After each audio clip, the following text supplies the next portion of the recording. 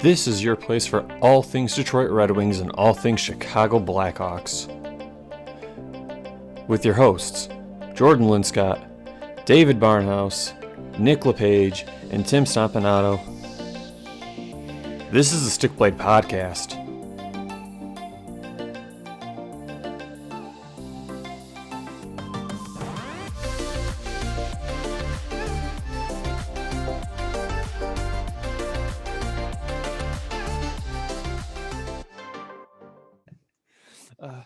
Good evening, ladies and gentlemen. Welcome to another edition of the Stick Blade Podcast. It is your place for all things Detroit Red Wings, all things Chicago Blackhawks, and news around the NHL. I'm your host for tonight, Jordan Linscott, and I'm joined by my co-hosts, Tim Stompanato, David Barnhouse, and Nick LePage. Everybody, the 2021 season has came and gone for the Detroit Red Wings and Chicago Blackhawks. Both teams are out of playoff contention. There will be no postseason. There will be no lifting of the Stanley Cup for either clubs. But you know what happened this season? A lot of growth happened this season. A couple pieces of news to talk about this week. The fact that Joe Veleno gets his first NHL goal for the Detroit Red Wings, picked very late in the first round 2 years ago, finally starting to see some fruits from that pick. Also, the fact that Michael Rasmussen, Jeff Blashill has basically come out and said he was the most improved player this season. And, you know, he kind of took steps forward. Again, Detroit in this rebuild needs to see a player like that take steps forward. Just also reviewing Dylan Larkin's first year as captain of the Detroit Red Wings. It was an interesting season for him and the club both, and just sort of reflecting on what that's been like so far.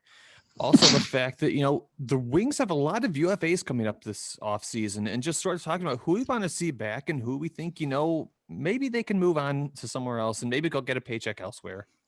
And then on the Hawks side of the podcast, we have a couple pieces to talk about. The fact that Lucas Reichel is expected by all means to sign his NHL entry-level deal this summer.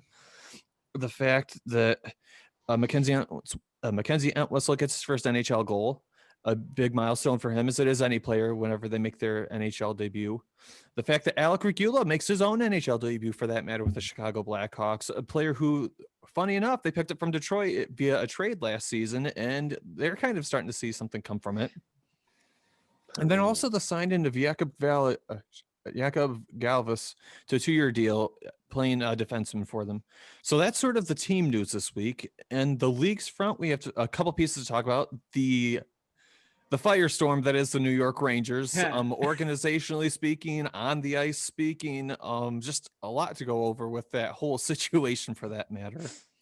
The fact that Eichel watch is a very real thing, it might look like, just given some of his comments that he's made to the media when it comes to playing on the ice next season. And I don't want to misquote, but I believe the exact quote is regardless of where I'm playing. So that's got to send up some red flags for anybody who's looking at the Sabres and saying, oh, we kind of want to go get something good because you might have a real chance.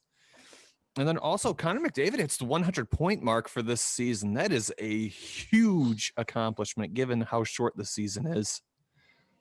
And then finally, we're going to wrap up with, you know, who are our favorites going into the playoffs, because the playoffs are basically set. All the teams we know are going to be in it. And just sort of picking, you know, who we think going into the playoffs has a real shot of winning the Stanley Cup and who we're rooting for that matter. So with all that being said, again, I'm your host for tonight, Jordan Linscott. Everybody, welcome to the show. How are you fellas doing tonight? You know, just saw that Strome scored, and so the Hawks are up 3-1 against Dallas. I'm always happy when Dallas loses, and I'm always happy when the Hawks win. So this is going on the right path to make that happen. Good to see Strome come back and score a goal. So yeah, that's how I'm doing. Yeah, I'm tired, but here I am. We're thriving through. You know, last episode for the Hawks and Red Wings for this show. Yeah, I just got out of a softball game. I look like shit, so you know, here we are. Looking great, buddy. Looking like a beaut. Hey, thanks, guys. Thanks. You know, that's what I need Doing here. all right. Ready to take a nap and talk hockey. Not in that order. I was gonna say that's a little out of order there. So let's go ahead and just jump into the hockey this week. So the Red Wings have a couple pieces of news that I want to talk about. A couple I really want to talk about, though. Joe Veleno getting his first NHL goal. He got called up a couple of games ago. He's played a little stint with the Wings. I know. I see you, David. I see you getting excited. He's dancing. This has been just a great goal to see. It was a nice power play one, nice and clean, nothing fancy, nothing flashy, but you know what? It's good setup, it's good positioning. You get rewarded for it, and it's good to see that even in just I think we had what was it 6 games with the Wings, David? Something like that. Yeah. But either way, in 6 games, he finds his first goal. Good for him. Hopefully, many more to come. Now, Just awesome to see. Now I did the math. If he had played the full season with the Wings, you take the goal in that amount of time, you carry the 1, you minus the 7, you times the 2, he would have had 200 goals this season. Just That saying. tracks. I'm not a math magician, but that definitely checks out. Yeah, I mean, beast mode. No, he looked great. He fit in well. He wasn't noticeable in the sense of like, ooh, that's not a good thing to do. He was very smart with like where he was putting the puck. Like he knew where to be. He didn't hesitate. You didn't see like not rust, but you didn't see like a rookie faltering. You saw a guy that kind of knew what he was doing on the ice. Like his positioning for that goal, perfect positioning, and it was just a quick right in the back of the net. I look forward to seeing how he grows more because I think, honestly, he could start with the Wings next year. Like that's the hope, right? The Wings have to be looking at him and saying, he spent a year in Grand Rapids. He spent a year playing in the Swedish league. He should be at this point at least playing third line center if they're not going to play a shutdown center as a third line center. You have to assume they're going to put a guy as your fourth line center to play shutdown. Veleno's not that guy, but you know what? Adjusting to the NHL on third line wing or third line center, I think is not a bad spot. And I don't think it's really an unrealistic spot for him to go. He's obviously not a top line guy right now. It's going to be his first real season in the league. You don't want to put top 6 minutes on him because again, he's still learning. It's his first season in the league. You don't rush players, and we're going to wait to get into the hate for, Buffalo and Edmonton are talking about rushing players, but really you can't rush players. You got to give them time. And honestly, with his growth, I could see if he grows like the way we think he could, I could see him panning out as being a second line center, third line center, just flipping between, depending on like how we jumble our lines in games. Cause like we saw Pavel Datsyuk and Zetterberg flipping around a lot too, just meshing them in. And I could see him doing that. Mm-hmm. But, like this season we saw it, defensively responsible, not out of place all the time, not making bad turnovers or bad mistakes, just very consistent, the best kind of invisible. Yep. A guy who blends in and just, he looks like he belongs. It's someone on the Reddit weeks ago, someone's been posting like highlight videos, like 15, 20-minute videos of like him, of Cider, of Raymond, of others. And Veleno's highlight video is just a fun thing to watch. Like he knows where to be and he is a playmaker. Like he knows how to set things up or get it himself. Mm-hmm.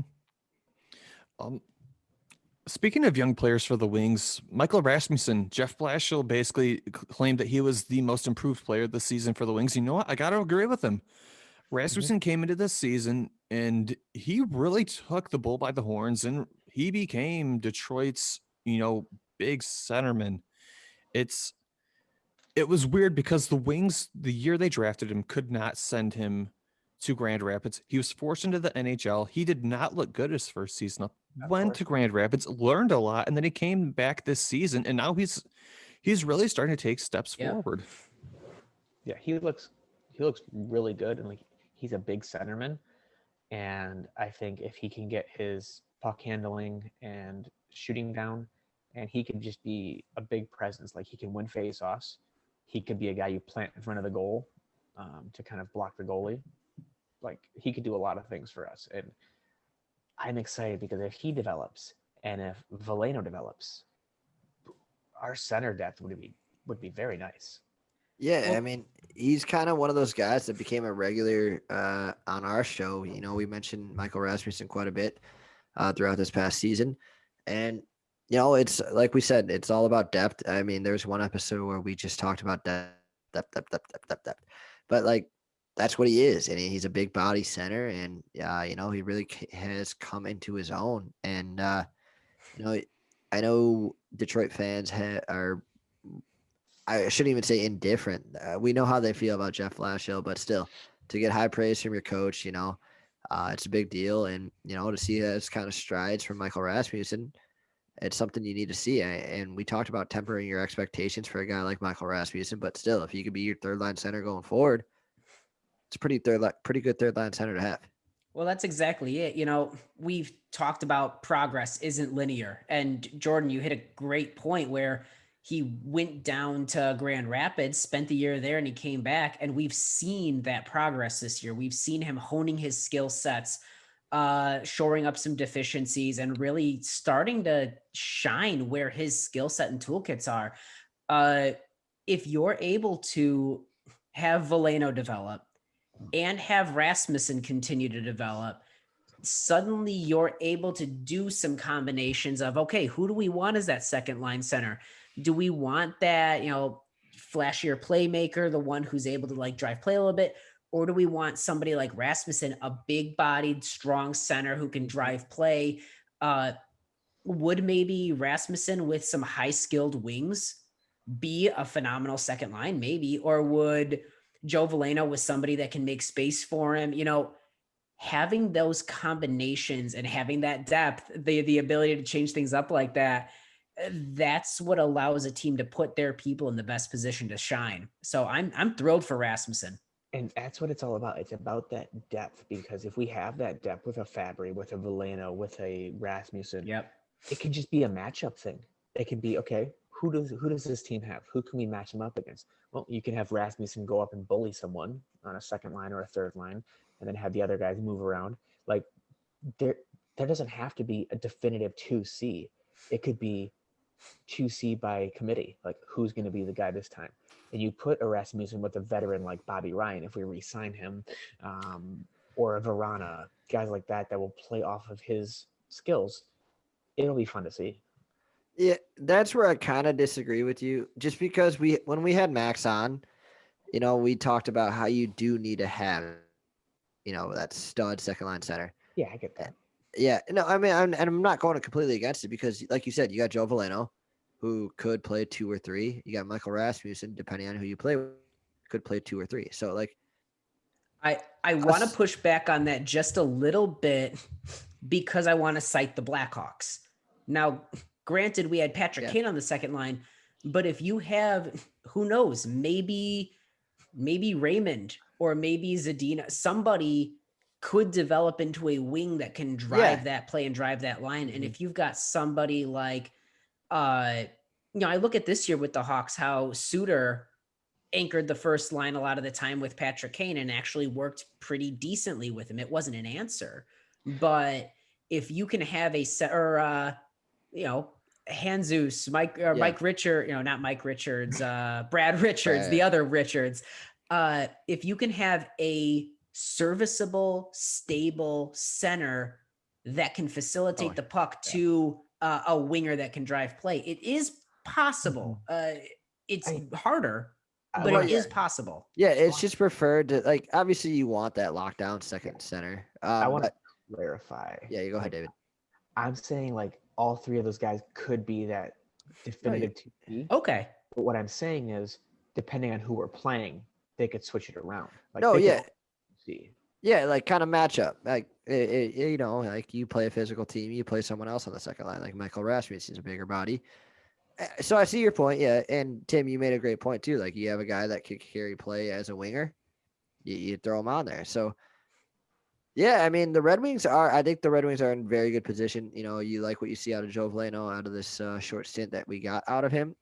And then Michael Rasmussen are obviously already getting high praise. So I think the Wings are in a good spot. They're going to be drafting high again this year. So, I mean, it's just, you got to be excited for what you guys have going forward. And before you joined, we were hypothetical situations. Hypothetically, the Wings draft Shane Wright next year. That would throw everything into another craziness. Yeah, and then get Connor Bedard the year after too. You're just stockpiling now. It's not even fair. I'm just excited. Honestly, the player that I want to see take that next step forward is Giovanni Smith, because I want to see more of him next year. I want to see more of him punching people in the face. I mean, yes, but always. But I also want to see him, like, I feel like we were watching him and Rasmussen for a lot of the year, going back and forth on their development and their progress. And I feel like he's the next one. If he can take that next step forward, my God, he brings a wonderful element to your team. Mm-hmm. And like he's another player who Detroit really had surprises happen for this season. If Giovanni Smith pans out as a third line winger in the future, great. You spent a second round draft pick and you got a third line winger who's going to be with your organization for a long time. You could spend second round draft picks on a lot worse. Right, we have. Oh, yeah. Graham Knott. Where is he now? I honest to God don't know. He's an accountant. I don't know. THL. Another thing to talk about with the Wings, though, is this was again a really weird season for the Wings with just the injuries that they had and just the way that their lineup was put together this season. You had a lot of guys who Steve Yzerman took chances on, and I don't want to say he took a chance on him, but he gave Larkin the chance to be the captain of the Detroit Red Wings this season. I've seen people online criticizing Dylan Larkin, saying, he's expected to take this team back to the promised land. But let's be realistic here for just a second. Detroit was riddled with injuries this season. Robbie Fabry, Tyler Bertuzzi, Bobby Ryan. This team could not catch a break this season when it came to their forward pool. And Dylan Larkin is not the player who's responsible for the fact that this team could not score goals. Also, if Connor McDavid and Jack Eichel can't will a team to the promised land and be all four lines and three defensive pairings, Dylan Larkin, that is asking the impossible. Reading these comments, Jordan. What is it? Where were these criticism comments coming? Is this Facebook? It may be Facebook. Why? They're idiots there. I feel like, just from an outside observer, I think Larkin has done a really solid job this year of taking a rebuilding team and helping to instill what will grow into a winning culture. You guys always hustled. I feel like there weren't many nights that I saw people taking a night off, especially after Mantha left, which I think part of that trade was helping hone that culture even more. I thought that he held his own as a captain very, very well this year. And I mean, like, a lot of the games we were blown out in, like those 7-goal games, if you really look at them, we were playing well, but we couldn't capitalize on chances, and our mistakes led to goals. Yep. I mean, the Wings' atrocious power play to start the season is a perfect example of that. What were we like 45 chances in before we finally got a goal? That's so bad. But you average even, one of every 10, which is about what the league is at. It's a little bit under, but you say 1 in 10, just say some nights the power play clicks. That's 4 more goals. Even if that's just an assist apiece on Larkin, that's 4 more points. And then on top of that, again, you got to remember Dylan Larkin, as great as he is, players have to have players of their caliber around them to really shine. Yeah, you got players like Crosby and McDavid who make everyone around them look legendary, but not every player is that guy. And given what Dylan Larkin had to work with, I thought he actually did pretty decent. Yeah. Oh, for sure. 100%. Yeah. I mean, it makes me think of like a Ryan Getzlaf, who is a phenomenal center, drove the Ducks for a lot of years, but he wasn't the kind of, he needed somebody on his wing. He needed other players with him. He was not you're right. There's people like Crosby and McDavid that you could put a 4th line AHL plug up there and you go, great, I'm going to turn you into a 20-goal scorer. Yeah. You've got your guys like Larkin or Getzlaf that they're damn good centers, the people you want running your team, but you need pieces. Yeah. They still need a secondary player on their line. Like they could carry a line. Don't get me wrong, but they still need a productive player. Like you can't. I mean, it's hard to compare with Crosby because you never know what Jake Gensel could have been like by himself. But like Jake Gensel's a good example. Like nobody knew of who Jake Gensel was until he started playing with Sidney Crosby. So, but yeah, I mean, I don't know. I thought Larkin had a good season, and it's only going to get better too, especially with the the prospect pool you guys got. He's gonna eventually get that secondary scorer, or whatever, that guy that's going to score 30 goals on his line, and it's going to work out. So, yeah, I mean, I think Dylan Larkin is in a fine spot. First season as captain too. It really couldn't go any worse. Right. He I was mean, just Oh, like- go any better? Sorry. Oops. well, I was just going to say, I mean, and offense starts with defense. Yeah. And so getting Cider up next year, helping shore up your defensive lines a little more stability on that end with people that you're actually going to see long term, not just 1-year contracts and things like that. That's going to help. That's going to help drive play. That's going to help Larkin as well. Not having to be constantly aware of like, oh God, I got to go bail out my nope, gotta abandon the attack. Let's go. A little more stability all around is going to allow him and the rest of your forwards to actually capitalize on chances next year. it's Yeah, I gonna mean, be like, nope, Satter just killed that guy, and now I have the puck. Yep. I mean, look what he had to go against too. I mean, the level of competition between the Red Wings and the rest of the division. I mean, I know the Hawks were a surprise, but like the Stars, they were kind of on the they were on the brink. Predators, they were a surprise, but or not Predators. Predators, and then Panthers, Tampa Bay, Carolina. Like, I mean, Hard division this year. Yeah, I mean, when you're going against them all season long, what do you expect? The other thing is, like, Dylan Larkin also, he really stepped up his defensive game this season. There have been some great articles detailing his defensive play. He's becoming more and more of that defensive style of forward. And, a lot of players want to go out and score all the goals. But you know what? If you're not getting scored on, it's a lot easier to win games. Yeah. And I mean, this is the first season too where he actually, like, he's the captain, so everything kind of like it shouldn't fall on him, but everything falls on him. So it's like a nice little wake up call. Like, all right, this is my team. We're gonna bounce back, and it's all about you have to lose to learn how to win. So Dylan Larkin's in a good spot going forward. And then the last thing I want to talk about for the Wings is the fact that the Wings have a ton of UFAs coming up this season. A couple ones that we can note: Alex Biega, Mark Stahl, Darren Helm, Valtteri Filppula, Jonathan Bernier. I personally want to see Jonathan Bernier back. I would be happy if they paid him $4 or $5 million. I think he's earned the payday. He's shown that he's worth the money. And if towards the middle of the season or end of the season, they want to trade him and give him a real chance to go win somewhere, they can. And he's locked up for nice money. He's only, I think, 32 years old right now. So he hasn't hit like that 35-year-old mark where a lot of goalies tend to fall off. I think he's still got 3 good years in him. He's the big piece I really want to see back for Detroit. And you know what? I know some fans really don't really like his contract, but if they could get Darren Helm back for like $1 million, I would be fine with Darren Helm coming back.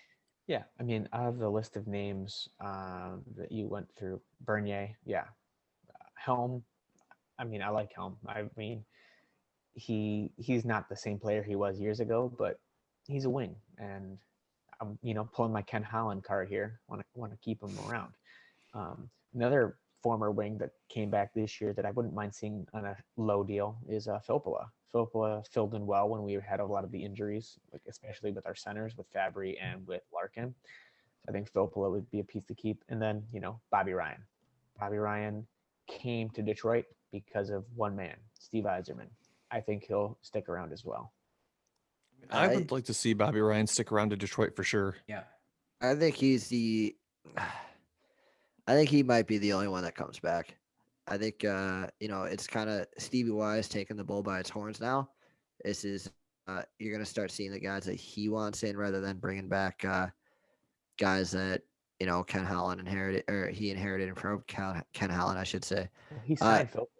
Well, yeah, he signed Filppula was a smart move, but no, it's just got, like, to your point, Nick, I'm just thinking you've got so many centers that are coming up. If Rasmussen continues, if Veleno continues, you could have Fabry as a second line center. You've still got Glendening as your your fourth line center. is Filppula a redundancy, what would be an expensive redundancy at this point, where you could spend that money in an area to shore something else up. I get that. Maybe that money goes towards Bernier. I mean, they got money to spend though with all these UFAs Yeah, coming it's up. true. Like, I mean, I don't know how exactly. Obviously, the free agent market's going to pan out right now. There's still that signing phase and whatever they're going to go through, but it's an all right class. Like you got a guy like Dougie Hamilton with a contract expiring and who's going to be available on the market. Like the Wings need a top pair guy. So as of right now, Abdelkader will be available. so I mean, they got money to spend. You might as well spend it wisely. So like the Wings could start transitioning, especially with all these guys on ELCs coming up. Like they could, if they spend it wisely, they could really enhance this rebuild and like kind of speed it up. We joke, but Abdelkader just won a title, a trophy, in whatever league he's playing in. You know, It's those intangibles, baby. you guys see that video I sent you? Him throwing that dude over the boards. Yeah, Like, that's he's the a average. monster still. I love him. I'll never not love that guy. Yeah, that's it for the Wings news this week. We can jump over to the Blackhawks side of the podcast because you guys have a couple pieces of news to talk about as well this week. The first being Lucas Reichel is expected to sign his NHL entry-level deal this year. He got drafted, goes over to play in the DEL, has a pretty good season over there, and Chicago is kind of in the middle of their own rebuild. Now, granted, a very different style of rebuild than Detroit is, but a rebuild nonetheless. I mean, Tim and Nick, do you guys think that he's ready to play North American ice, or? I think the smart thing is to put him in Rockford to start the year. I mean, obviously, he's going to compete. He's going to compete for a spot in training camp and all that. And he might make a statement and make the coaching staff not be able to put him down there. That said, I think we've seen a lot of guys benefit from it. I don't know, Nick, have you followed a lot of his stuff this year? I think he could be on a third line spot to start, but I don't know. I'm a little torn. Yeah, no, it really all depends on who you're gonna play with or who you're gonna play him with. Like, Yeah. I think like the way he makes plays at full speed and like, I've mentioned it before how he like it's not. I'm not comparing him to Connor McDavid. Connor McDavid's in a league of his own. We'll get into that later, but like he makes plays at full speed like McDavid would, and I think he'll compete. They're not. The Blackhawks next season are not going into like, oh yeah, Reichel's starting in Rockford. Like they're gonna give him every chance they possibly could, and they want him up there. So, because especially if it's a year on his contract, you want the guy to affect your NHL roster rather than affect it in the AHL. So, we heard Scott mention last week. There's gonna be 20. That he sees 20 guys battling for Who sits 12 spots. So, Reichel's going to give it a good battle. I mean, I think there's a chance he starts in the NHL next year, but we'll see. I guess that's my issue is who sits. Who is he going to go out and maybe he does. Maybe he blows, everyone out of the water and they say, well, we got to put somebody on because we need him on the roster. He's going to be one of our 12 best forwards. But I don't want to lose Kurashev. Nope. I don't want to lose Hagel, certainly. You've got Suter potentially coming back. He's RFA. Who knows if we can re-sign him, but he's RFA, so we've got his rights. Nylander's coming back, who was a complimentary scorer. He had 10 goals, I think, last year he played. Gaudette is there. Strome is there for the time being. I do think we're seeing a possibility of him get traded more and more, especially with Gaudette showing what he can do for us. Kampf, we've got the possibility of Hinostroza coming back, which if it's between Hinostroza and Reichel, I love Vinny, but good. You gotta go Reichel. But it's tough. We've got a massive competition, which is good, but I just want to make sure it's truly no. Are we in a position as a team where we should be icing the 12 best forwards, or should we be icing the guys we want to see on the team long-term? Yeah. And I think that's a good point to make.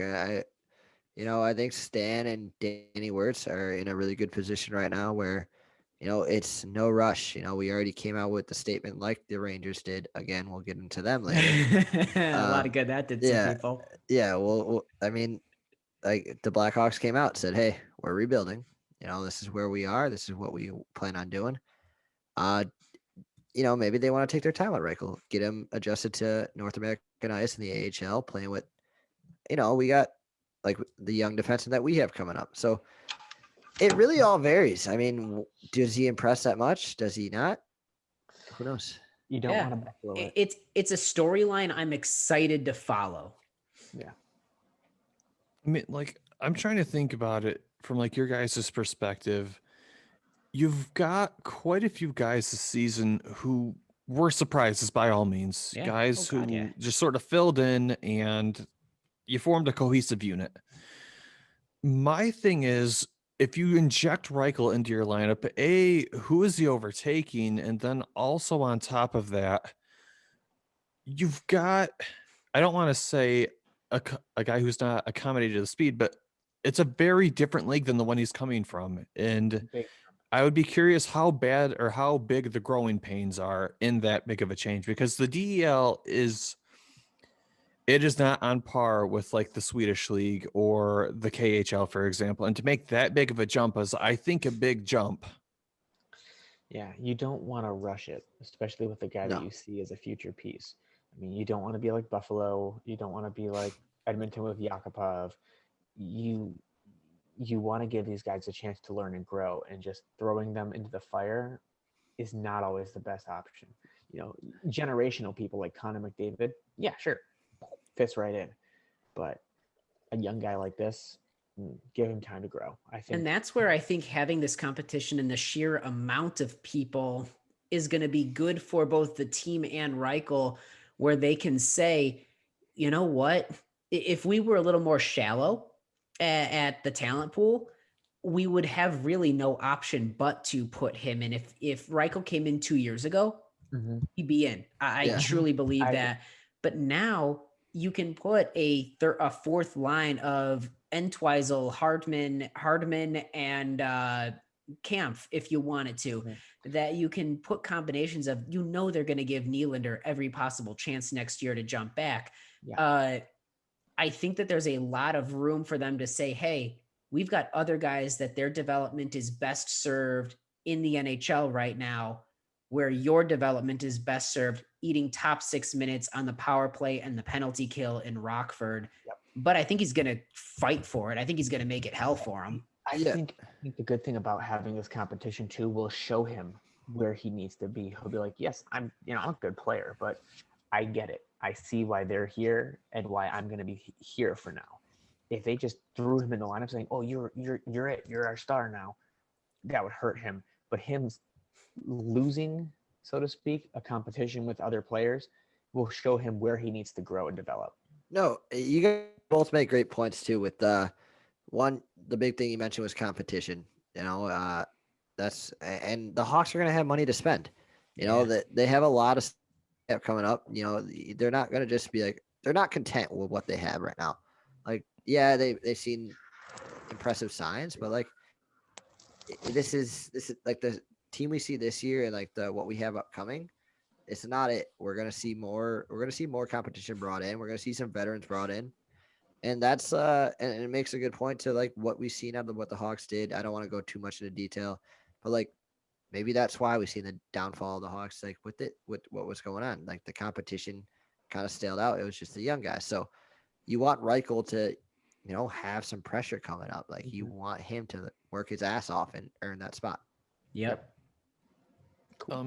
Speaking of kids who put the hustle in, for that matter, Mackenzie Entwistle gets his first NHL goal this past week. Cool. Nice little feed side on what was it? It was a 2-on-1, right? That he had where I got fed cross crease. That was was that Hardman to Entwistle, and then Hardman's goal was Entwistle to Hardman. Am I correct in that?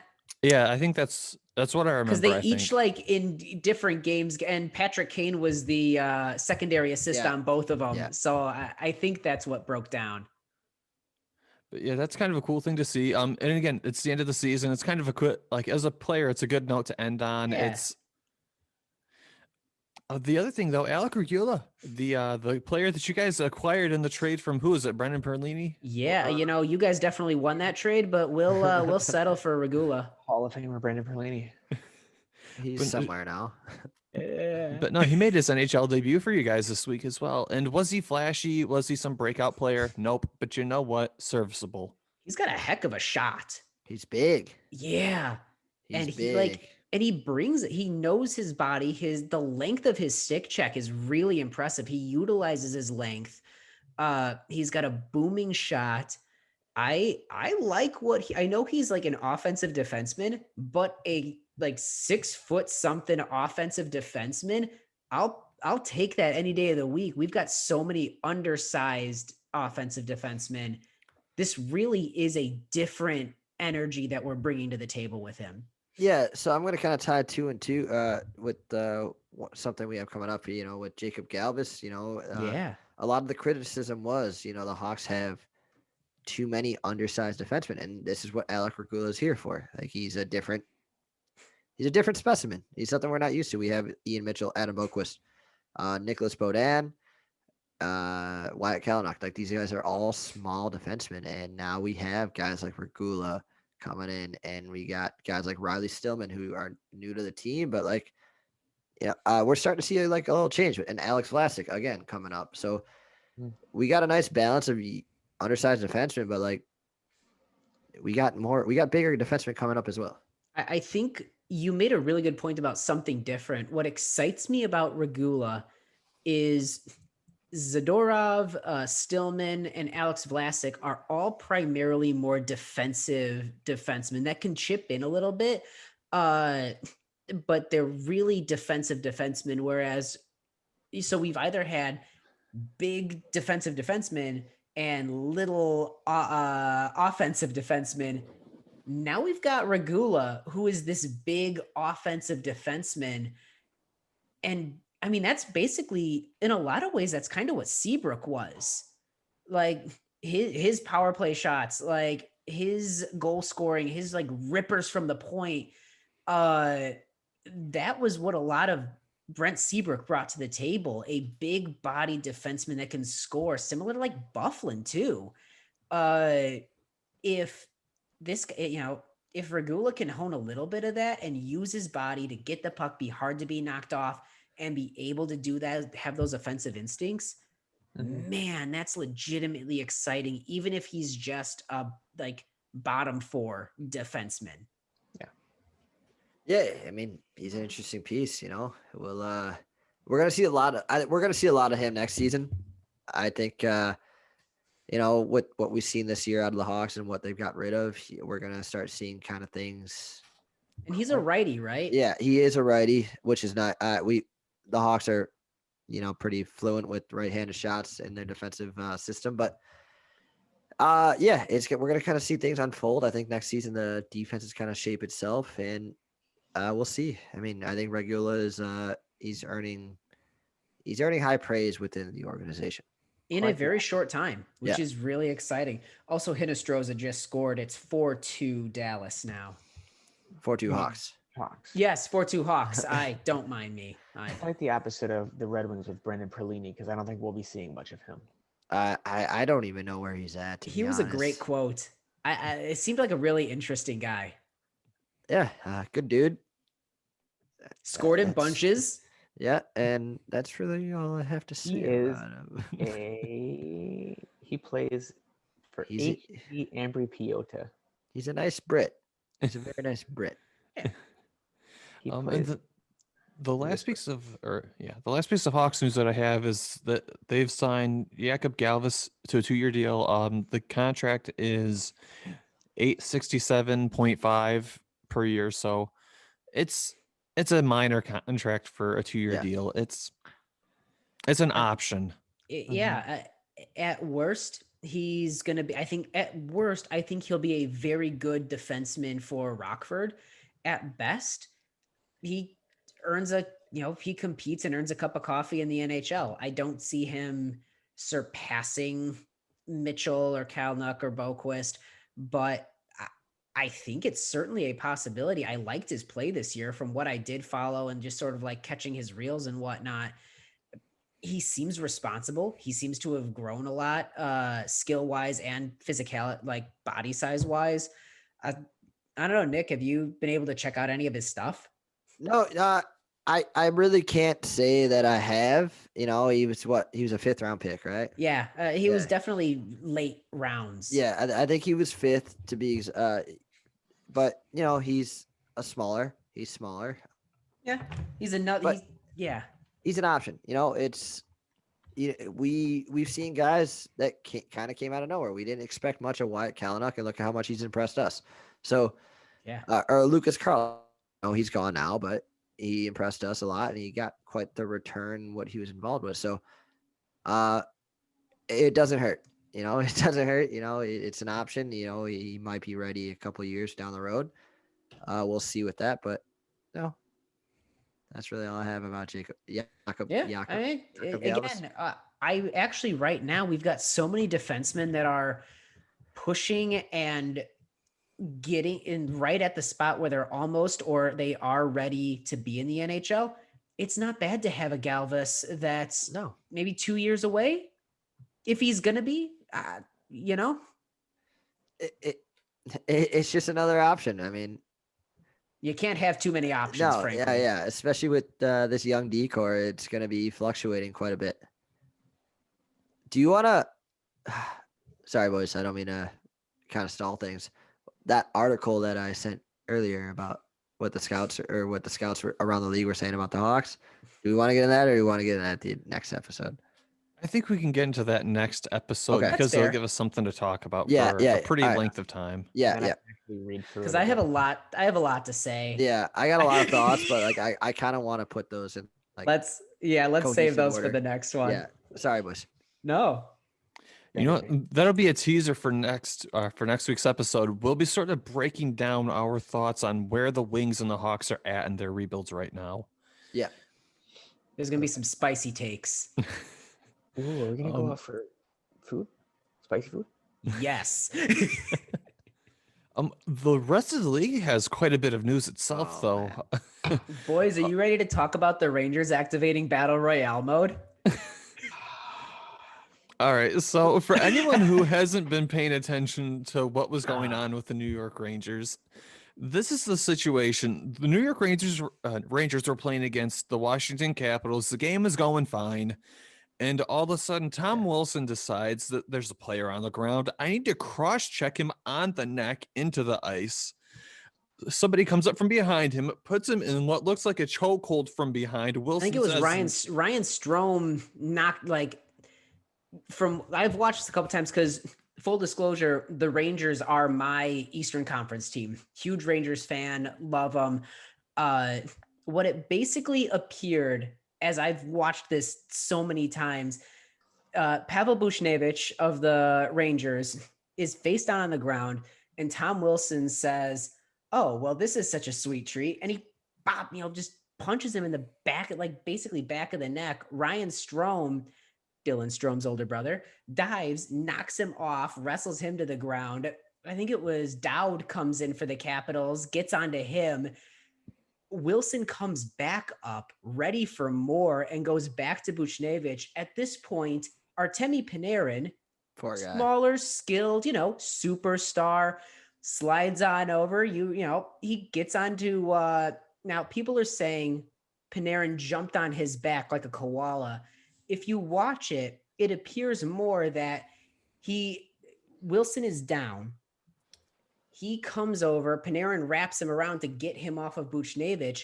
Wilson lumbers up, rising Panarin into the air, and then he proceeds to WWE him and just takes him, throws him to the ground, knocks his helmet up, picks him back up, and throws him like a rag doll back down again. You'd think, surely I'm a reasonable person. This is at least a 1-game suspension. Aha. George Peros, head of player safety, says $5,000 fine for roughing. Slap on the wrist. That's it. Nothing needed. And so, Jordan, if you want to go into what happened next. When you were saying people are saying like he jumped on him, that's the Caps fans I have to talk to. I'm so sorry. They go, well, Wilson, he attacked Wilson, and Wilson was just fighting back. I'm like, Wilson's a fucking goon. I am so sick of seeing. He's like the Vontaze Burfict of the NHL, and I'm so sick of seeing the crap he gets away with. It drives me insane because I love gritty hockey. I love hard hitting. I think most of us, here love gritty, hard hitting hockey. I love a good enforcer. I love a good fight. What Tom Wilson does, and what Tom Wilson especially did here, is crossing the line into Rafi Torres style dirty play that a true enforcer would have destroyed him. Enforcers were in the league to protect players from people like Tom Wilson. Well, yeah, and here's the problem. Tom Wilson, enforcers have died. Yeah. It's a dead breed. We don't really see much. Ryan Reeve is kind of one of the last of them. Yeah.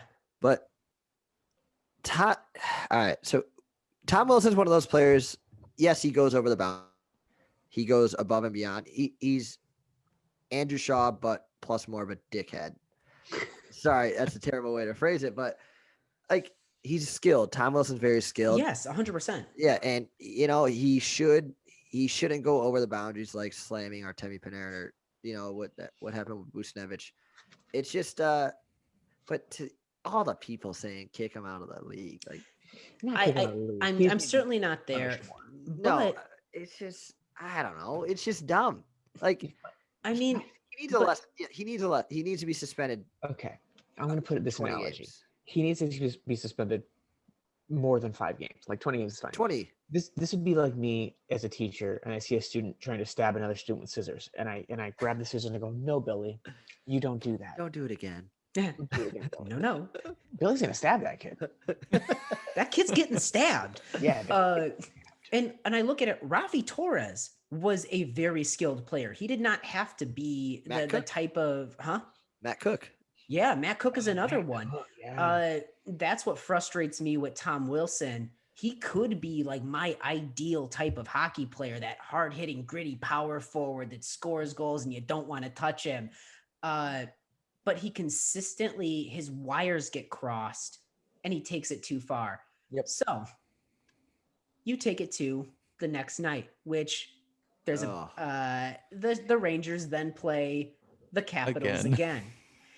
And again, the league did nothing to resolve this issue. A 1-game suspension could have avoided a lot of unpleasantness. Could have. But the Rangers come back out.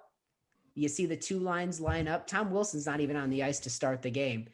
It's, 2 lines out there. Puck drops, start of the game. All gloves are off. 3 fights are going at once. 1 second into the game, it's chaos at this point. It brings me back to the Wings Avalanche. Yeah. That's I was exactly. so happy to see that. Yeah, go ahead. No. I mean, it was old school hockey. It was kind of like, all right, let's settle this shit ourselves. If the league's not going to step in, all right, it's up to us. And that's exactly it. They finally finished those 3 fights, and they calms down a little bit.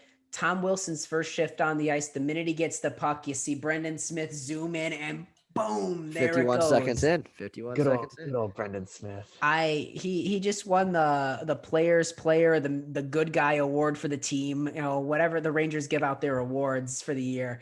Let's talk about the aftermath, though. Please, let's talk about the aftermath. All right. You want me to just suffix it, like just bring it to all the all right, so I want to talk about one thing before we move to the aftermath of this. Sorry, can we all please admit that the fines at the NHL level for the players are a complete joke? They are. $5,000 for Tom Wilson is nothing. It's like $1. Literally, the man makes $5 million a season. You are taking what is the equivalence of like 1% of his salary for this. Not even. No, yeah. It's something that has to be renegotiated in the next CBA. It's not something because like all of this is set in the CBA right now. The league doesn't have a lot of flexibility on this unless they suspend somebody. This has to be negotiated in the future. Yeah, And the thing that's kind of sickening is like, the NHLPA, they're more focused about, defending its offenders, really. Like, hey, that's too much, or kind of saving the pockets of their offenders of what people rather than their own safety. So Oh. it's like $5,000 being the maximum you could find someone. Are you kidding me? Oh no, Tom Wilson took off his skate and tried to slash him. That's the first time he's done it though. That's a $3,000. No, that's just an $8,000 fine. It's a damn joke.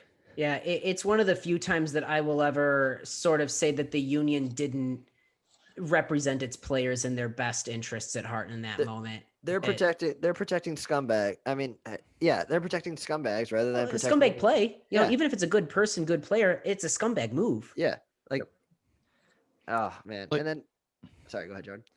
Like, this is literally the equivalence of you walking into work, taking your fists and literally just clocking somebody in the face like 2 or 3 times, and your boss saying, okay, well, Give me $5. yeah, give me 5 or 10 bucks and we'll call it concern. square. Just give me Yeah. 5 or 10 bucks and we'll call it square. No big deal. Like, So there's So, gonna be a brawl at work the next day because I'm all in. so the Rangers organization released a statement slamming the lack of a suspension, slamming Tom Wilson, and saying that George Peros, head of the NHL player safety, it was a dereliction of duty and that he was unfit to represent player safety. And so the league fined the New York Rangers $250,000 for saying that the guy's bad at his job. That's 50 times of what Tom Wilson got. 50. And not only that, Jeff Gordon and Jeff Gordon, right? And What's the other guy? and Davidson. Yeah. All right. So yeah, not only did they get fined $250,000 for the organization, whatever, it's the Rangers, it's nothing to them. Yeah, they'll figure it out. But the guy that kind of brought the Rangers into what they are now, this team that's been on the brink of the playoffs the last 2 years, who said 3 years ago, hey, we're rebuilding. This team's going to be something in a couple of years. Give us time. Be patient with us. We're going to turn into something. We've seen signs of promise with the Rangers. I think collectively we thought they might make the playoffs this year. And guess what? You're shit canned. Because they disagree with their owner. And Jeff Gordon is one of the probably best GMs on the market right now. And it's just, yeah, honestly, you could do a lot worse. Gordon's been able to bring in a lot of quality talent. His drafting has been really, really good. He's escalated the rebuild. I'd say he brought them up a lot faster than they were probably planning to be. And John Davidson has been a very solid president of hockey ops, certainly. Again, you can go way worse. Now, they are saying officially that this had nothing to do with the disagreement because Gordon and Davidson did not like the letter that was released. That was released by the owner of the Rangers. James Dolan. Yep. And so there was a rift. There's a whole bunch of drama here, and it's a bunch of, it's a bunch of, hearsay at this point. But it's coincidences like this are, I don't know. I have a lot of trouble swallowing that. James Dolan ruined the Knicks. He has no problem ruining the Rangers either. Like, I mean, you got Lafreniere and Kako back-to-back years, and you're like, all right, these guys are good. See ya. And you got Panarin, he stole Panarin from the island. Panarin was going to the Islanders, but Jeff Gordon was there. It's like, hey, come to New York. You're gonna play in Madison Square Garden. You're gonna be a superstar in New York City. So you pick here. Who would have thought retired NASCAR legend Jeff Gordon had such a great hockey? I mean, good for him. I would give anything in this world. He's a top name on the market now. I mean, for sure. I don't know. The Rangers are a shit show. Tom Wilson killed the Rangers guys as a whole. What an interesting week, though. Oh my God. Great for news. Great for hockey Twitter. Yep. Crazy. What was the other piece? Jack Eichel watch. Yeah. Lordy. So again, for anyone who's been under a rock, it's been very evident the past couple of years that Jack Eichel is not happy with the situation in How Buffalo. could you And be? to Big ol' say not happy with it, I think is a very gross understatement. Basically, he got asked this week, about next season, and and again, I'm not 100% sure this is the exact quote, so I'm kind of paraphrasing here, but he was asked about playing next season. He said, "Yeah, I'm excited to get back wherever that may be." And Ever that may be. I know, I'm inferring things from what he said, How but could you not? you don't say something like that Because unless you want to go somewhere else. He's on what was when it was signed an 8-year contract. I don't remember how many years he's got Oh, left. he signed an 8-year. Yeah, but I don't remember how many years he's got left. So to say wherever that may be, his stability shouldn't be in question with his. It's not like he's a UFA. This is massive. He talked about how there was a disconnect between him and the organization. They were telling him what he couldn't do regarding his surgery on a herniated disc in his neck. So not only is Buffalo run into the ground as an organization, but they're also at odds with Eichel's health and best interests in his mind. Man, that's oh man, could you imagine if like Austin Matthews broke his wrist and the Toronto Maple Leafs organization said, "No, we don't want you to have surgery on it. We'll Suck just it up. yeah, we'll just board it and tape it up and it'll heal on its own." It's Buffalo. What a terrible and Dumpster what a fire. wonderful city, wonderful fan base. They are a hockey crazed city that does not deserve what And they football. have there. You get a generational talent like Jack Eichel, and you frustrate the hell out. Like he's captain, one of the youngest captain in franchise history. And guess what? Now he's pissed off. He doesn't want to be there. And he shouldn't want to be there. No, Like, why would he? Like, should there's been no signs of promise since he's got there. He's been there for 7 seasons? 7 seasons now, right? 5, 6, 7. I mean, I think it's right. 6 because he got drafted the same year Larkin got drafted. And same year McDavid got drafted. He was this number 2 after McDavid. 2015, right? Yes. So yeah, we're going on 7 seasons now. He's been stuck there, and it's been all right. What do you got to show for me? Nothing. You brought in Taylor Hall. Guess what? He's gone. Sam Reinhart, this number 3 overall pick. He's not great. Rasmus Dahlin. Jeff Skinner, Yeah, Jeff Skinner. Yeah, hey, here's $8 million. Go play on the 4th line. 9. Oh, Dahlin. 9. Sorry. Yeah, I mean- Darling. It's Buffalo. They're gonna fuck things up. Sorry, they're gonna mess things up, and it's just I feel bad for the guy. Like he's a generational talent, and what does he have to show for it? Nothing. A herniated disc in his neck. Yeah. The thing that really I really don't get about this situation is Jack Eichel's not saying, I want to go get surgery for fun. He's doing it because a doctor recommended it to him. Right. Like it's not like Jack Eichel just went to a doctor and said, "Hey, recommend a surgery for me, please." And then the doctor said, herniated disc, I guess. He's wants screwed. Surgery. Jack Eichel's screwed. The Sabres have no leverage. Like we seen it with Taylor Hall. They got a 2nd round pick and Anders Bjork. What you're gonna want? You want what is it called? What's the word I'm looking for? King's ransom for Jack Eichel, and you're not gonna get that if you're Buffalo. You I can't just at this know- point. I just know that the Buffalo Sabres are going to look great when they eventually become the Quebec Nordiques. I don't know. I see what you did there. I love the city of Buffalo. I don't want. So them do to I. be a Well, team. But bring back the Whalers. Carolina might. No, Carolina's made a name for. This is a yeah, weird Carolina's question. doing great. This is a weird question. Like, can any team really afford Jack Eichel where Jack Eichel would be the difference maker who sets them into being a true playoff team? Vancouver. Cool. Vancouver's got a lot of young people coming up on ELCs with Pedersen and Hughes. Pedersen and Hughes is coming up. Could Montreal, I'm trying to think of who Montreal's got. realistically, if a trade package included Nick Suzuki or Kotkaniemi, I'm No, guessing Suzuki. Kotkaniemi's not going anywhere. No, I you mean, don't Bergevin- trade. Hey, Bergevin has all the balls in the world to go for a guy like Jack Eichel. Well, that's exactly it. And theoretically, I wonder if they could swing it. But you've got to find a team who's got the cap space for him. That's the hard thing. Unless Buffalo's going to retain money. No, Oh, they're that'd be. they might. Oh, they're dumb. They're They might. stupid. Yeah, they are stupid. I feel bad for Jack Eichel because he's given management plenty of time to do something. He's given them 6 years at this point. He's Now- given them a potential, number one defenseman in Rasmus Dahlin.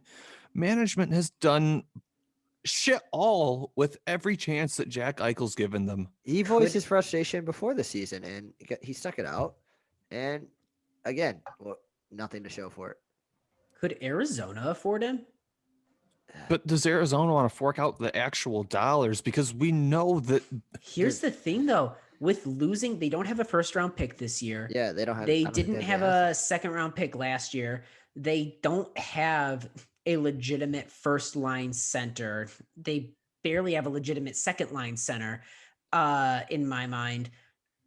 If they had put together some sort of package that involved Oliver Ekman Larson, or Oh man. Chetron was phenomenal this year, but maybe they say, hey, we need something. I don't know. That's a team that is drastically lacking any sort of center that could use it. I'm gonna take a look. I mean, yeah, Arizona. I don't know. I just think they have a lack of assets, like OEL. Like you've seen defensemen go to Buffalo to die, and OEL. But that's when they're developed. I mean, I wonder if an already developed defenseman could.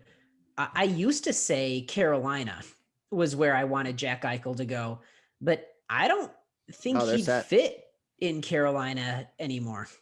no, he wouldn't though. Like that's the thing. They've got a Carolina's really nice loaded it forward, and they've got a really nice chemistry. I wouldn't want to disrupt that with a strong personality like Eichel. The Kings, they got a deep prospect pool. Oh, The Kings. But Turcotte. I mean, you got Turcotte and Byfield playing center, so that kind of takes them out of the equation. I mean, if you packaged Turcotte and because what do we do with Anze Kopitar? He's old. You kind of just third line him. Yeah, but he's making 10 or 10.5 mil a year for a couple years But still. they have all the money in the world. The Kings don't. They're not spending that. I mean, you got Doughty. Doughty's at 11 something. You got Dustin Brown might be there. Yeah, Dustin Brown's still there. Quick is still there. The Wild. I mean, I don't know. Ooh, We'll see. hold up. what about the Ducks? The Wild actually. Hold on. They got a good prospect pool.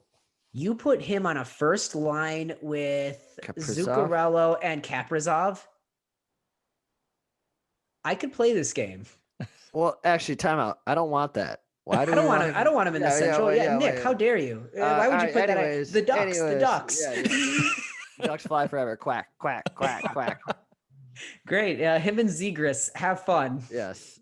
Him, Zegras, and Drysdale will just control the league. Anyways, let's get this bad thought out of my mind. Yeah, exactly. So yeah, Eichel Watch is back on, so that's gonna occupy a lot of time. That's the big story of the offseason.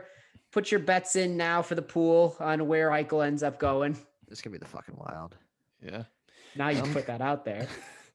The last piece of news that I have to talk about, Connor McDavid hits 100 points on the season. Unreal. Absolutely unbelievable. We haven't seen this in a very long time. Good And Lord. I mean, it helps that you're playing the shitty Canadian teams. that is pretty fair. But still, 100 points is nothing to scoff at. He is ridiculous. I mean, Yes, he guys, is. this is the best hockey player we're ever going to watch. At least, he's at least the great of this era. Listen here, child. I watched Gretzky as a kid. I'm sorry. I'm fucking young. All right. Sue me. But no, just crazy milestone for McDavid. 100 points. Like he didn't even hit 100 points in the regular season. And like you said, yeah, he's kind of got the Canadian teams to sort of sneak points 100 off of. points is but 100 points. That's it. You don't get that. You don't get those numbers without being really good. Yep. All right. Let me give you some stats. Just what Let's kind get of some stats. Yeah, Dr. all right. Stats. Here's some stats. Most points per game in NHL history, minimum 400 games played. Coming at number 1, Wayne Gretzky, 1.92. Mario Lemieux, 1.88. Mike Bossy, 1.5. Connor McDavid, 1.4. And right under him is Bobby Orr at 1.39. You ever heard of those guys? Never heard You know, of Is him. that a big deal? just two of the best of all time, and then throw Connor McDavid in there. And then tonight marks the 8th time in the last 10 games that Connor McDavid has 3 points or more in a game. So, I mean, just the guy's fucking ridiculous. He's unreal. Like, I don't know. But he plays for Edmonton. Boy, that makes me so sad. I don't. He's just unreal. I mean, what else is he? He is our current Gretzky, and it's just unreal to watch. I just think it's a shame that the rest of the team can't. And it goes back to getting these big contracts too early, in my opinion. Is he worth every cent? Yes. Does it make it infinitely harder to build a team around him? Yes. Did they also mismanage and bungle building that team with the limited resources they had? Also, yes. That's another one where I just feel bad that the greatest player of our generation, I'll agree with you on that 100%, is we're being robbed of legitimate playoff hockey with him. I know they'll make it this year, but I think they'll make it. They're in the playoffs, right? Yeah, they're guaranteed to be the playoffs. Okay, good. I got nervous for a second as I was saying that, but I don't know. I'd like to see him more, and I hate that he's on a team where we don't get to see him more. For sure. I mean, credit to Edmonton, though. They have done a better job with their drafting recently, and they have done a better job with developing after they've drafted him. I mean, Leon Draisaitl was a good pick. Yep. Kyler Yamamoto. Yep, Yamamoto was a good one. Evan Bouchard was a good one. Darnell Nurse is projected out pretty well. Clefbaum is still phenomenal. He was out most of this year, so that hurt them too. They don't have a goalie. Yeah, Ethan that's Bear's been Bear. decent. Yeah, they don't have a goalie. Jonathan Bernier. Man, maybe. I'm just saying, man, like he's got the stats to prove that he can win. Legitimately, a goalie like Bernier, all you need is a consistent goalie behind that team. You don't need an all-star goalie, but if you can have a consistent goalie like a Bernier behind that defense and that offense, suddenly you've got a chance. When Mike Smith is your best shot, no disrespect to Mike Smith, but he's on the wrong side of age, that's your problem. Yeah. I mean, one last thing. 82 game season. Connor McDavid's on pace for 154 points. Is that absurd. a big deal? You gotta Are factor. you kidding me? You gotta factor in the coaching. Am I supposed to be impressed?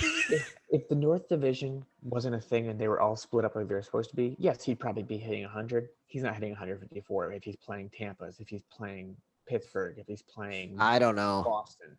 But then he gets to play Detroit. Sorry. Hey, we've done well against Edmonton. You watch your And Sorry. actually, David Kampf does have a habit of shutting down Connor McDavid here in Chicago. So we Yeah. did beat them in the play-in round last year. I just want to put that one out. Yeah. Or Buffalo. If he gets to play Buffalo, he might put up 10 points in a game. Okay, see, there you go. Now, I mean, all right. Yes. One last thing about Connor McDavid. I mentioned Kevin Lincoln's name probably 150 times this year. That's the amount of points he's going to have this season. We're the same age. So congrats to Connor McDavid on a terrific season. And Jesus Christ, I can't wait to watch him going forward. he's that young? He's my age. He's younger than me by 4 days. Not a big deal.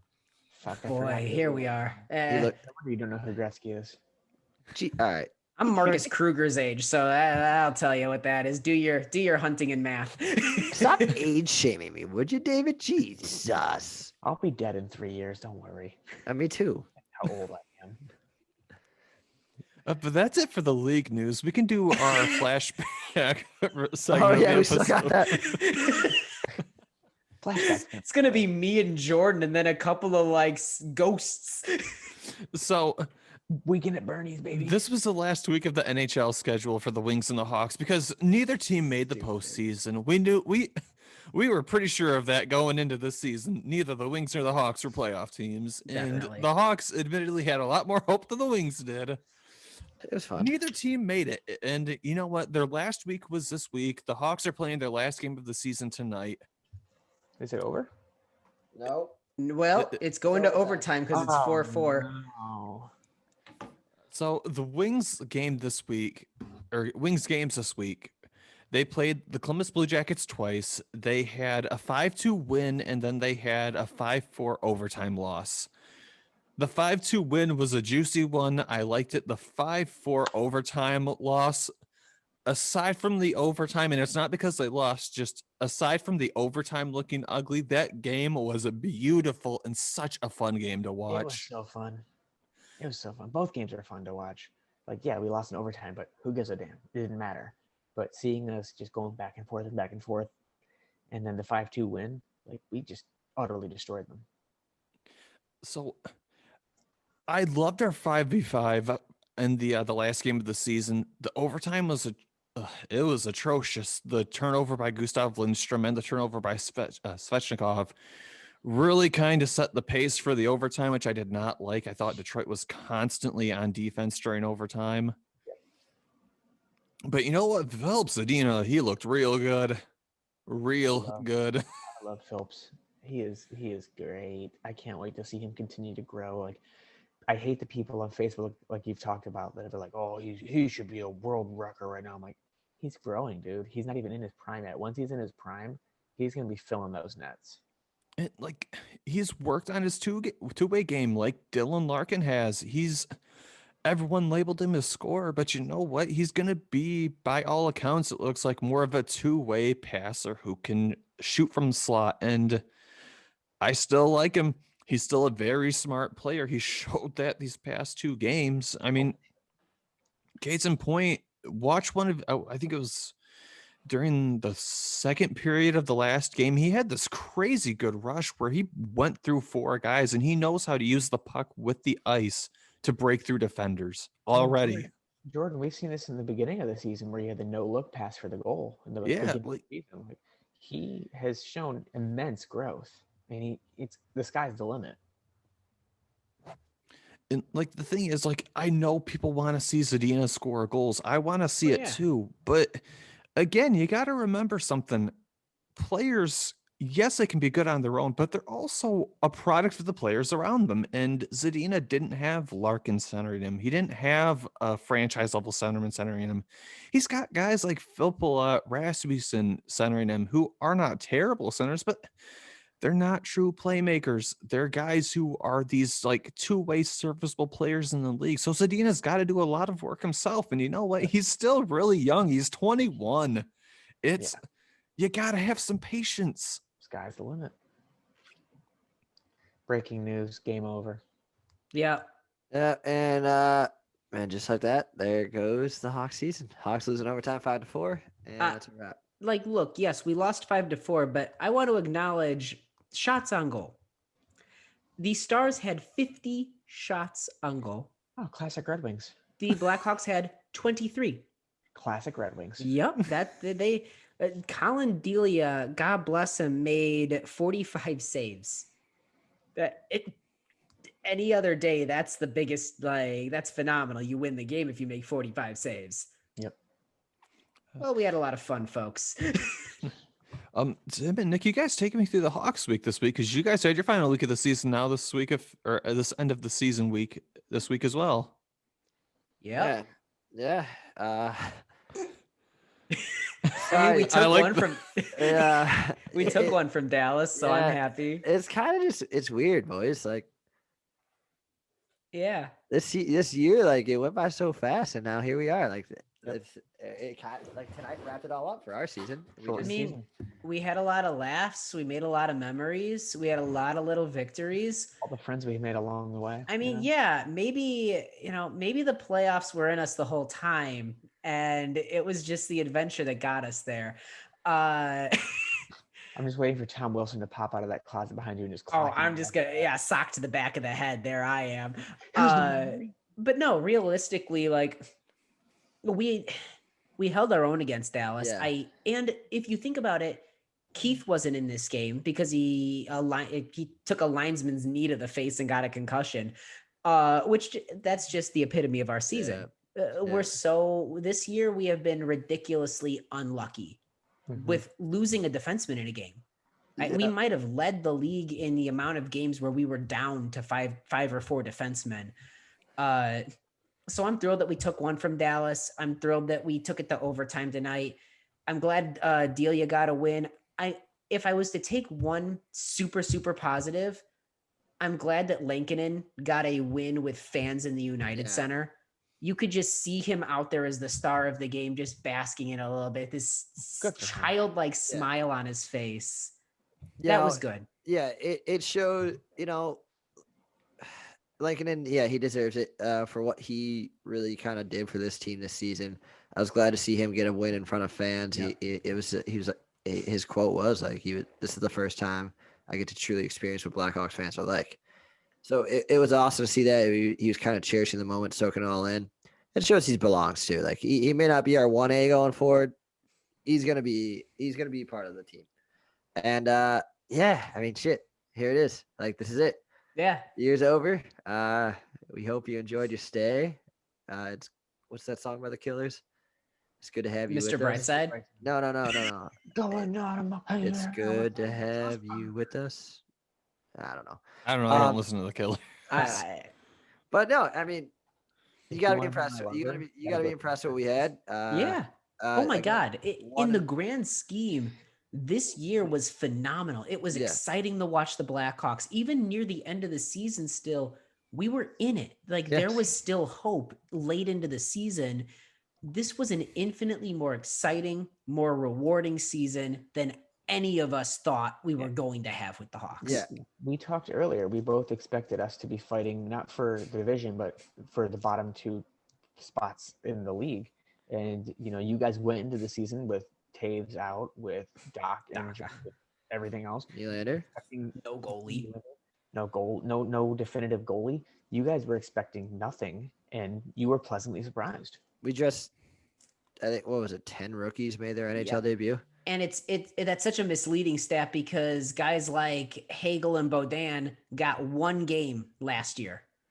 Yeah. So listen, they were they also got their start. It's phenomenal. I mean, what a heck of a season for growth and development. I joke around all the time, but lots of legitimate small victories that we can build on.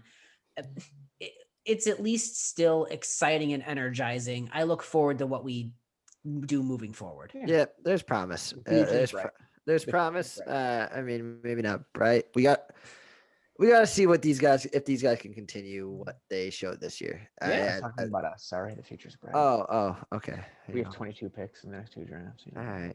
Okay. We're up there. No, but yeah, fun season. 10 rookies dressed up. And then you again, including guys like Hagel and what was it? Bodin. Yeah, sorry. Yeah, thank you.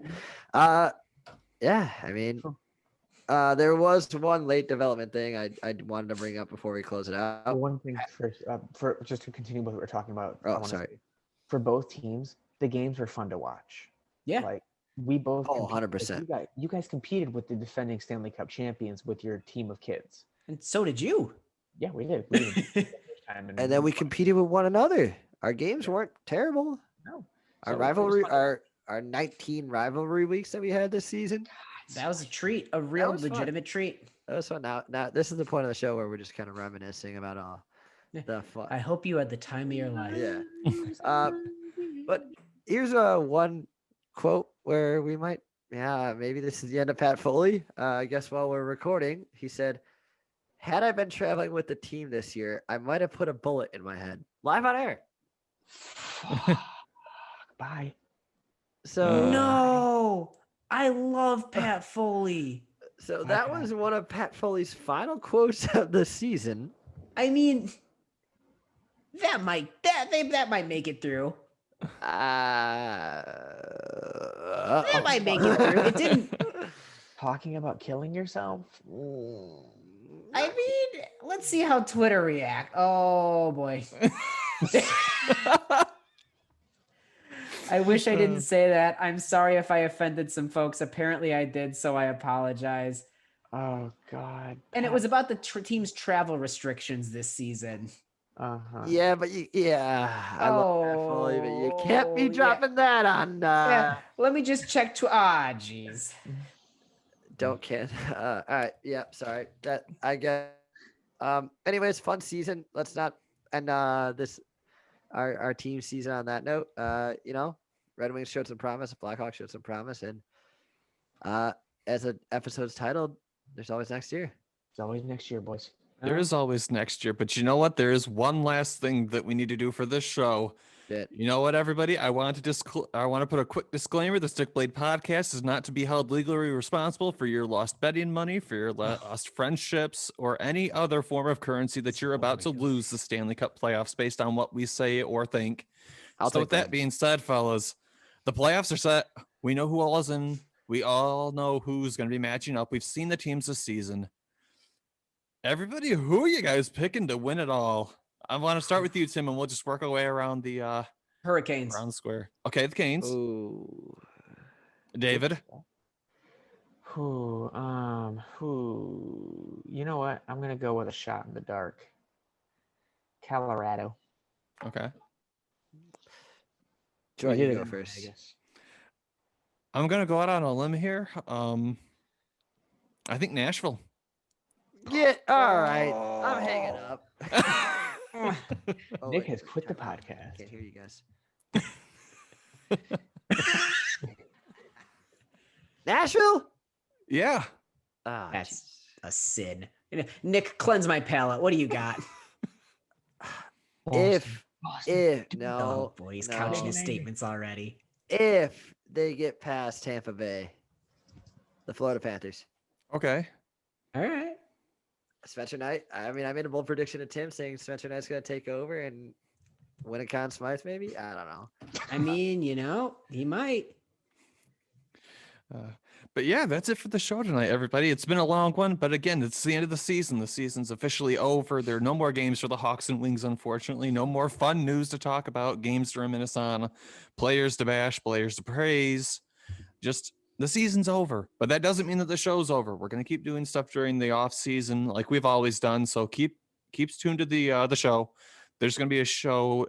We're thinking every 2 weeks, maybe every 3 weeks, depending on how the news is going around the league.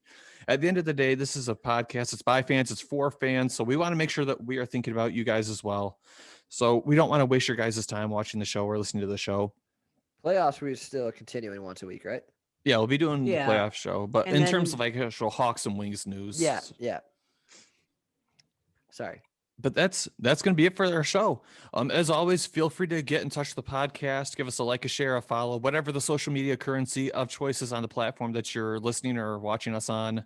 There are ample ways to do it. You can get in contact with us on SoundCloud, soundcloud.com/stickbladepodcast. You can get in touch with us on Twitter. The Twitter handle is @stickbladepod. We're on Facebook. You can email us at stickbladepodcast@gmail.com.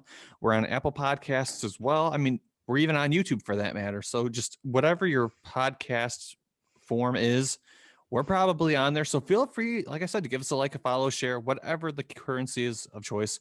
And feel free to give us, your comments and questions, stuff like that. We always enjoy engaging with you guys on the show every once in a while when we get the chance. And, with this being the end of the season, we want stuff to talk about. So send us stuff to talk about, please. You guys take care of each other. Take care of yourselves. And in the meantime, let's just enjoy the playoffs and just watch for some crazy upsets. You guys have a good evening. Take care.